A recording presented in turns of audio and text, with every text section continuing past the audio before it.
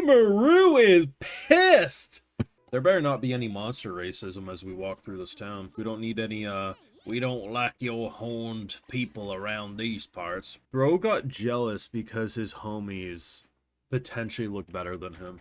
That's insane. It kind of looks like concept art for like a fantasy movie. It's definitely for style, not because they weren't able to finish a drawing. But I'm sure some people will criticize it as like, oh my god, look it! They made us wait a week, and then they came back with sketches! That's probably what some people fucking say, bro. Ooh, I would like to kill. Girl straight up just said, gimme, gimme, I wanna kill. Holy shit. The age of gun warfare is upon us. That could be interesting. Modern weaponry going up against monstrous magical mayhem. Rimuru's ready to throw hands already.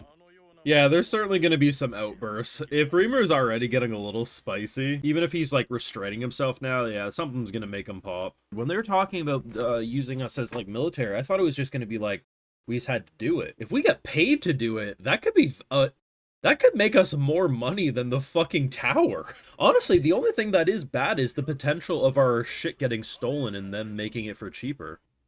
What's that? Oh! Rimuru's pissed! I don't think it's an exaggeration to say this is the maddest Rimuru's been since potentially Shion's death. Now, obviously, he was more angry over Shion dying. Let's not kid ourselves. But I don't recall this level of anger popping up since at least then, and that's been a hot minute.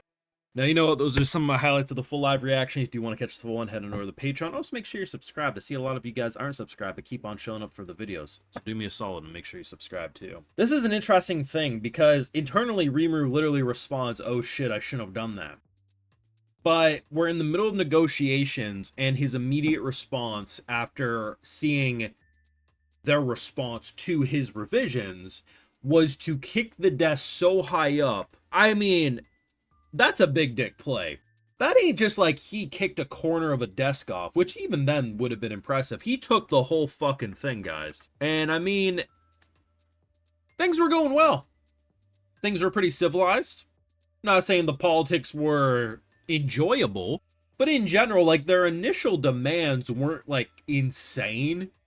It was pretty much peace talks, open up your markets, and you guys are going to defend us for a price. And in general, it actually wasn't that bad. Rimuru's only major concern at face value was that if you open up your markets, because patents aren't a thing in this world, things that we sell could in theory be stolen and repurposed and made in other places, and in doing so, we would lose our creative leverage.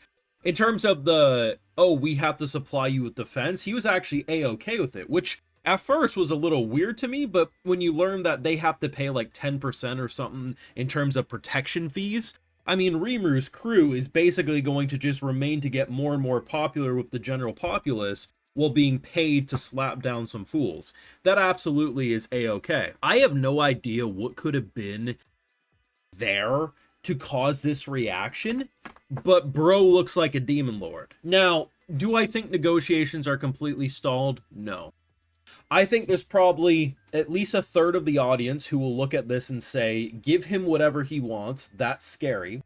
There will be a third, see, this is why we can't work with no monsters, we gotta keep it human only. You know, there'll be that.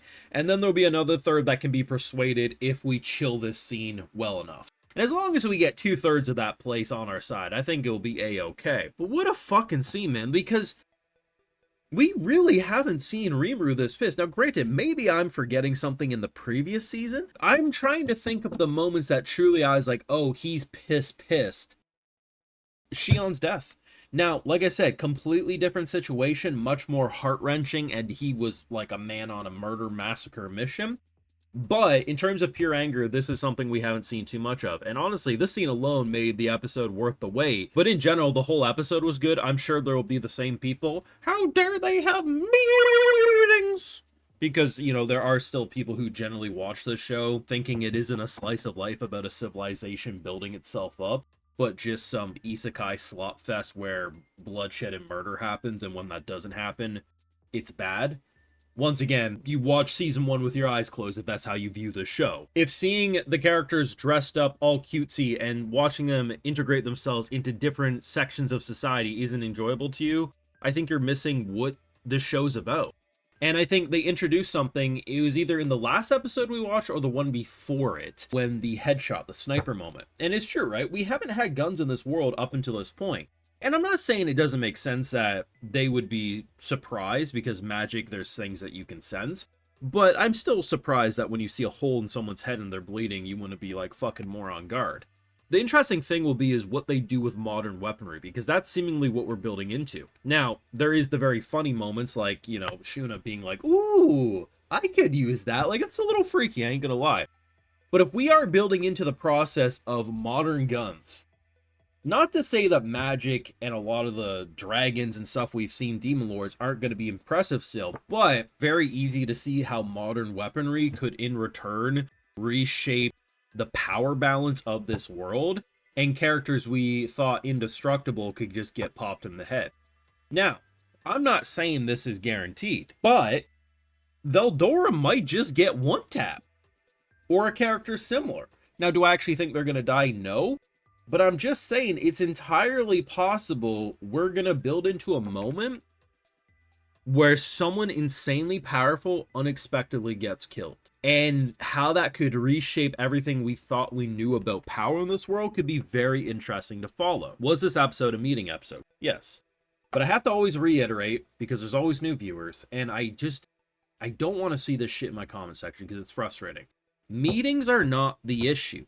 Meetings are only an issue when it's the same meeting every episode repeatedly, and especially if it's in the same situation. Like, if we had this meeting every episode for 5 episodes in a row, that's an issue, because we're just sitting at the same fucking coffee table saying the same things. You are supposed to have meetings when you're dealing with a government. This is what the show is. It is a government. And yes, because it's a fun isekai, sometimes that government gets involved into some conflicts that is more enjoyable than stressful. But if we didn't have these meetings, Slime would be a very generic isekai. It would be something that, like, Rimuru doesn't really think, he just does things and it is what it is. And hey, sometimes you can have that and it's fun. I'm currently watching Farming Life. That show is not a deep show, but it's fun as fuck, but it knows what it's trying to be. But TenSura from day one has been about the geopolitics and the concept of Rimuru making monsters and humans blend together so there's this peace, but then you have all the demon lord and human bullshit that pushes back against it. Meetings are never an issue. Meetings are only an issue if Rimuru and company sits at the same fucking table for 5 episodes and says the same thing. That's when it gets boring. I truly believe, had they just spiced up the visuals of last season's meetings, I think many people wouldn't have had as many issues. It's just they sat at the same fucking table, guys. It was absolutely insane. Listen, in general, I think this was a great episode. It was definitely worth the wait, and I don't want to hear people be like, oh my god, production issues already. It was just scheduling conflicts. And in general, I mean, yeah, the episode was worth the wait for me. Hopefully no more delays, though, just so we can keep the momentum building up. But in general, between the guns and what that could mean for the world as a whole, and how much guns could make normally powerless people incredibly powerful against absolute abominations like demon lords, and the rage scene at the end for the political contract we were making, I'm very excited for more and what it's going to mean for the future. But yeah, angriest we've seen Rimuru in a hot minute. Goddamn.